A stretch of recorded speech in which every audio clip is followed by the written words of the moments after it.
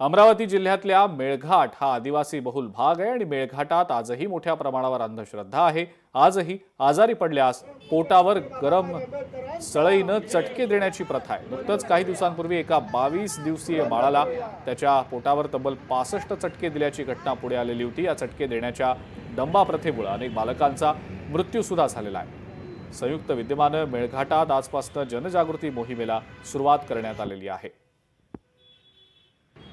हे लोक अशिक्षित आहेत आणि त्यांना कायदे वगैरे काही माहीत नसतात, पण त्यांना ही अंधश्रद्धा आहे तुम्ही ज्या पद्धतीने, आणि त्याच्यातून शिक्षा वगैरे होऊ शकते आणि आपले ते काही शत्रू नाही आहेत। कारण आपल्याला त्यांच्यामध्ये जर का सुधार करायचा असेल तर त्यांच्यावरती केसेस न करता आपल्याला त्यांचं प्रबोधन करणं फार गरजेचं आहे।